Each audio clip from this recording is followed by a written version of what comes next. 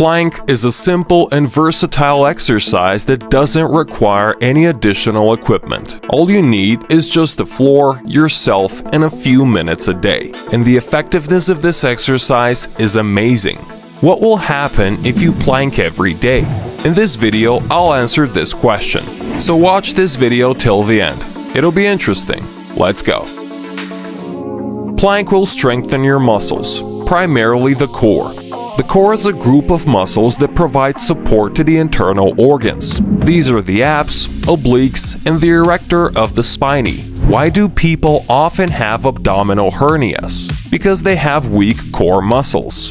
If a person has developed core muscles, then the likelihood of a hernia is extremely small thanks to powerful muscles. So you need to train the abs and obliques not only to look good, but also for the health of the internal organs too. Plank will develop your back muscles. Plank has a very good advantage. It helps develop back muscles without the risk of injury. Exercises such as the deadlift are certainly great, but the downside of the deadlift is that you need to perform it with impeccable technique. And then, many people who practiced it were injured and had to recover for a long time. Of course, the exercise is super effective, but very traumatic. On the other hand, plank is not traumatic. Moreover, if you perform plank regularly, it'll help you strengthen not only the lower back muscles, but also the upper ones. And the developed muscles of the back not only look good from the outside, but they're also a very good prevention of back pain. In fact, most back pain is due to underdeveloped back musculature, so the plank will help you in that case too. Plank will fix your posture. It is well known that posture instantly sends conscious and unconscious messages to all people around. A person with good posture is perceived as a confident and attractive person. Indeed, most of us evaluate a person by how straight his shoulders are. So if you want to look fit and good, then posture is extremely important, and the plank will help you because it strengthens the muscles of the core and upper back.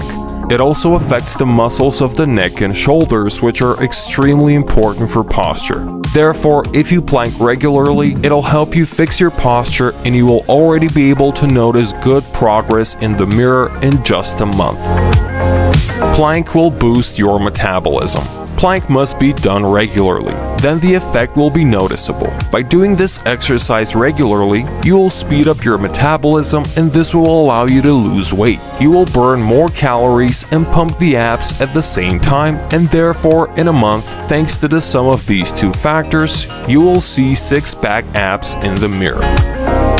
The next point is coordination and balance. How long can you stand on one leg? How good is your sense of balance? The plank will help you a lot because it's great at developing your stabilizer muscles. These are extremely small muscles which, although not visible in the mirror, perform a very important function because they maintain balance, and the ability to maintain balance will help you a lot in any kind of sports and in any physical activity. How long should you hold a plank?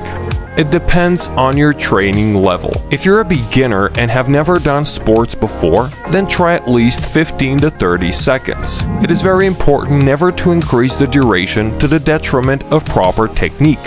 Studies show that plank for as long as possible is not the best choice for your health.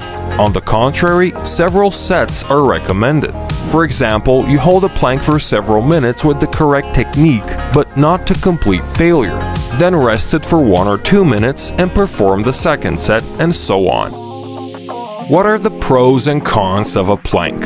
The advantages are obvious, some of which I have already mentioned. This is simplicity, accessibility, strengthening a number of muscles, maintaining a straight posture, as well as the ability to perform this exercise almost anywhere. But there are some downsides to this exercise. The first one is that if you don't follow the correct technique, you can create excessive pressure on the spinal discs, lower back, and shoulder joints, which is why I always say that technique is always more important than duration. Another disadvantage is that excessive holding a plank can increase blood pressure, which is why it is recommended to do several sets with a break of 1 or 2 minutes without bringing yourself to complete exhaustion.